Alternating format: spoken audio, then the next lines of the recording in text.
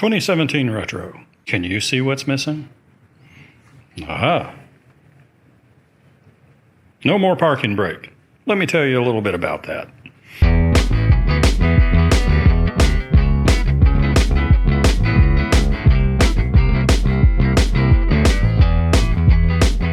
Now, this video, I will not be specifically doing this as installation instructions. I did get a bullet break, just tell you here at the beginning.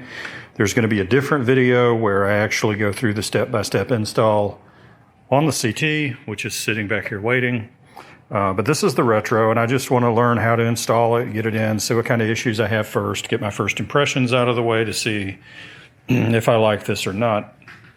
Now, this is the BB01, again, for the Urals. So a little bit about what happened here. The rear brakes on, I think it's 2014 through 2019, 2020, somewhere around there. I forget when they switched. Maybe it was 22 when they switched over to a completely new caliper away from this HB that's here. It has, well, I'll show you on the CT if you're not familiar with it. It has a cable here. There's no release. There's no absorption, give, relief in the cable whatsoever. It is a hard cable that runs through the bike. It actually goes down, if you see in there, it comes up under, and it comes up to the handlebars, and then when you want to park, you just pull it. I painted the orange to help notice that it was on, and that's it. The problem with this is, it's using the same brake pad that the rear wheel uses when you're stopping. And with organic brake pads, I was having to adjust the rear brake. Let me say this a different way. With organic brake pads, once adjusted, the parking brake no longer functioned reliably after about 200 to 300 miles. The pad wears down, loosens up, and it would require adjustment again. And if you're on a 3,000 mile trip, well, you do the math. You're adjusting brakes all the time, especially if you're riding on two different rigs. So I switched to the semi-centered brake pads, and they do last much longer than the organic and wear slower. And now I have to adjust the rear brakes about every 500 to 600 miles, sometimes a little earlier. It just depends on where we're at. Like if we're in the mountains, there's a lot of heavy riding, speeding up, slowing down. It's not just all open countryside. I'll actually have to adjust them sooner. Well, we went to the Rocket Center in Huntsville, Alabama, so we're looking at about 280 miles, so figure 300 miles one way. With the semi-centered brake pads, they quit working on the way home, so about 450 miles. We were doing a little mountain riding, and that's when my wife said, it's not holding anymore. When she stops, put the brakes on, you get off, the bike will start rolling away slowly on an incline. It's just not reliable. The next problem is adjusting it. If it were just a matter of taking this nut off, thump, pulling that little cam off, rotating it one set of teeth and putting it back and you're good to go, that would be one thing.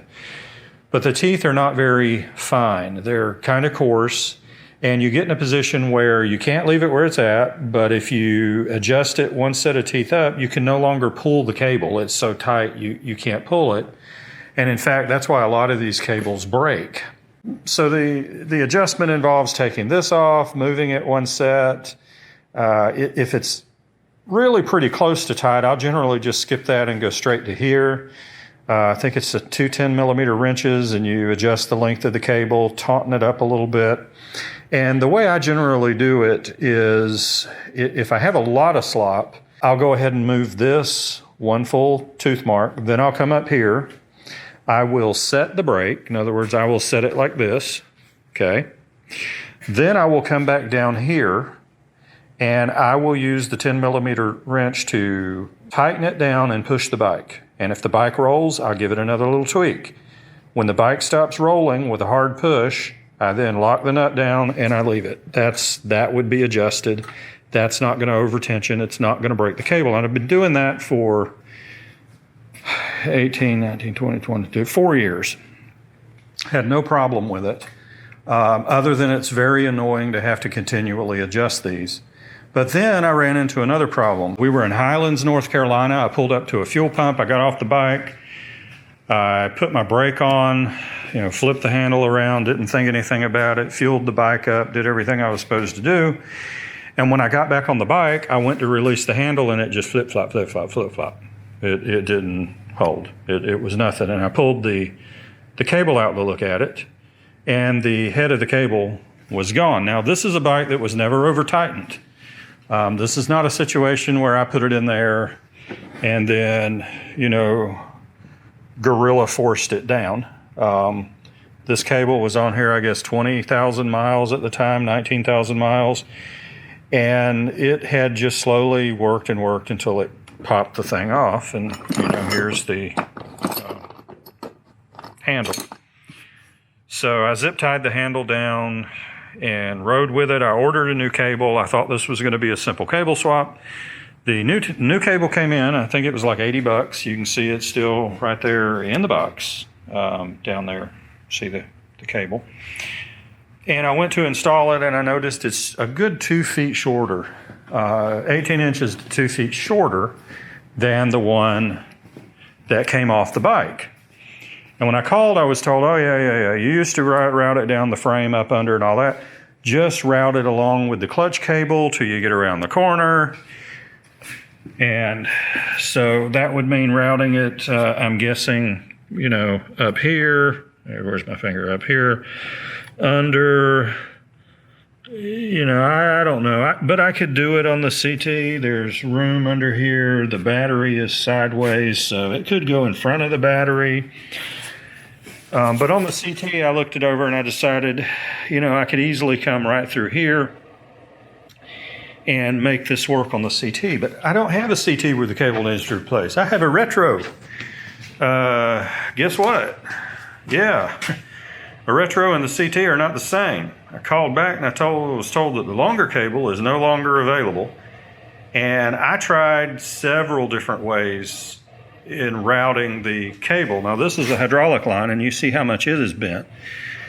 The long cable actually came down from the bottom and came up at an angle and swept over and went that way. But in this one, well, I needed to go on a trip.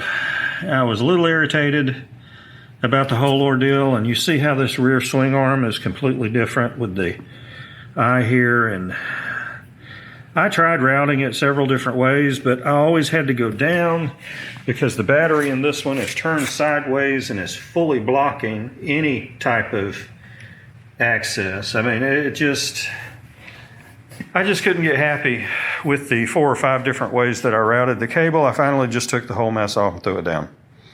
What I need is a brake that I can pull up, stop the bike reliably, go open a gate, go get my mail, whatever I need to do. Because if I'm going to stop and park the bike, I'm going to put it in reverse.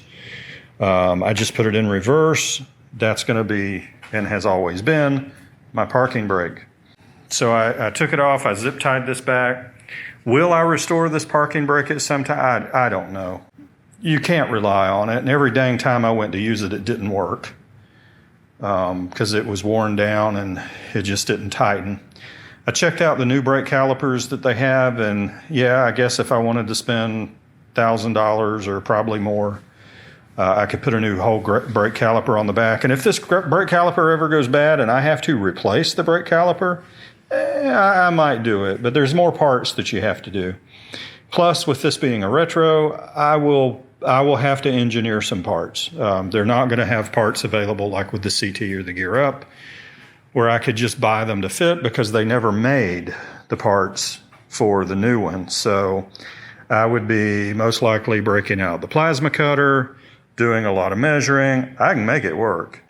So if this bullet brake works, that's actually what I'm going to use on this bike for a temporary parking brake. Now, again, I'm not going to put this on, lock it on a hill, leave it out of reverse, and go stay in a hotel overnight, or, go spend all day shopping or going somewhere. I'm not going to do that. That's not what this is for. This is for if I need to get off the bike and I'd like to leave it running because I need to just open a gate. I need to pick up my mail, whatever the case may be. Or maybe I just want a little extra security. Maybe I'm going to go sit in a restaurant and I'm going to be there for an hour. And it's a really steep hill and I put it in reverse. And I think, let me lock the front brake too. This is something that I might do with it, but which is what I was using this for. I mean, honestly, that's what this was for. Even though most of the time it was useless, I would turn it on and the bike would still roll. I'm going to go ahead and install this one again. This is not an install video. This is more of why I'm doing it and some impressions. And I'll give you some use impressions after I ride a little bit to tack on to the end of this. Okay, installation took me about 10 minutes. The factory Banjo bolt was insanely tight. I had to get a large socket to get that to release and pull off. I put the new one on, following the instructions online, the video. Paint. Brake fluid is very caustic. We'll get to paint, stainless steel and all that. So I got a rag here that caught all the dripping. I've already finished and cleaned it up. Now, one thing I did do is I opened this reservoir, took the top off so I could see it, and I pumped this to see the bubbles come up. I'd push it in, pull it out, push it in, pull it out. I had to do that 46 times before the bubbles stopped coming out. Now it's all together, the bubbles are out, the brake lever feels fine, it's firm, not seeing any trouble. Everybody take a deep breath and cry for me. I did have to move my winter windscreen mount. So when I go to put my winter windscreen back on, I'm going to have to futz with all this and readjust it and get just that perfect angle again. I know, it's just horrible. I can't believe I had to do that, but, I had to suffer through it. But, this is tight, tightened it per the instructions. I don't feel any brake fluid. I squeeze, real tight. Pull it right on back. Nothing spewing out. It all feels good. I'm going to try this a couple of times, just rolling the bike around and see if this holds and if it works and what it feels like. So I'm going to do that. So it works. Takes a little bit more force to push the plunger down to lock it in place than I anticipated. It's not a lot. It's just a little more than I thought it would. And it makes a snap sound when you release it, which I wasn't expecting. The first time it did it, I was like, oh, I hope nothing broke. But I think it's normal. I do not see any brake fluid or anything leaking. Okay, so it still rolls fine. No problem. Brake still works immediately. Firm brake handle, no problem. As I understand the instructions, you just pull the handle, push, let go, and now it should not move, and it in fact does not. It's locked. I can drag it, but it is dragging. Then when you go to release, you just pull the brake and release. And you heard that ping. It's not bad, it was just a little louder than I thought. And when you pull this, there's just more resistance here. This is about how much I thought it would take, and it's only getting me to there, and I can feel it pushing on the handle. But if you hold the handle and then just give it a good push and let go of the handle, it stays. So, yeah. And that's certainly enough to get off to open a gate or get your mount. And then it rolls.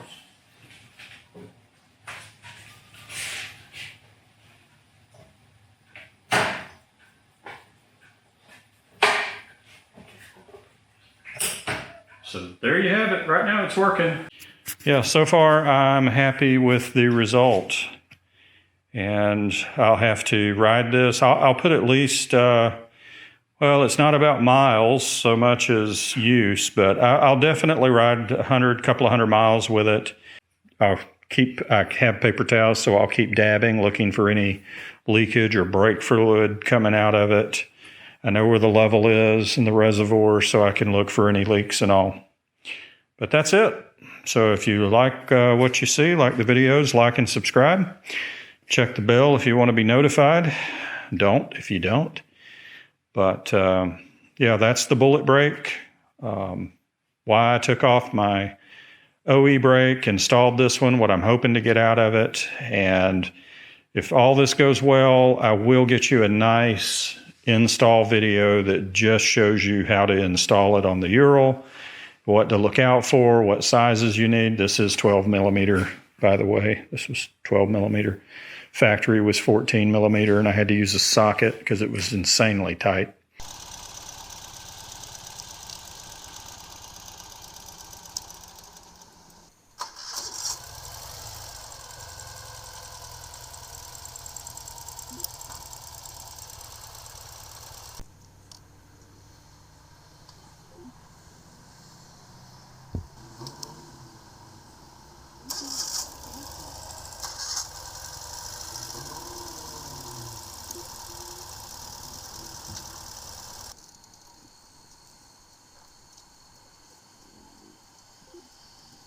So we were out for a ride this morning, stopped and got a bite of breakfast. Thought I'd do a follow-up on this bullet brake here. I've been using it a lot. It's been about a month since I installed it, and I don't know how many miles, 300-400 miles. No long trips, mostly around here, so I've been using it a lot, even when I don't need it. Like right now I'm in a flat parking lot, reverse is fine, but I've been intentionally using the brake as much as possible. And it's done great. I've noticed no change in function, nothing noticeably different about using the brakes. Front brakes are doing just fine. And when I stop, I just pull the handle back, push this in. This morning it's been here at least 30 to 40 minutes. It's been locked, and I've used it multiple times this morning. And my main concern from watching other videos was leakage. Now this is I guess it's the Gen 2 or the updated version of the bullet brake. Again, this is a BB01, and it's fine. I've noticed absolutely no brake fluid leakage whatsoever. And it's functioned flawlessly every time, and it even holds the bike better than the OE brake that used to be on here. I cannot drive off forward or reverse right now. I would literally start trying to drag the front tire, and you can't go forward. So it's a positive lock that is here. So I'm happy with it. You can see, and just pull the handle, pops right out. And I mean, it's good. And again, no brake fluid that I can detect. I've used paper towels to see if it gets the paper towel wet, and there's nothing. No residual. I mean, so far as I'm concerned, it's doing great. And I will be installing this on the CT that I have, the Ural CT that my wife rides. And when I do that installation, I'll do a detailed video about that.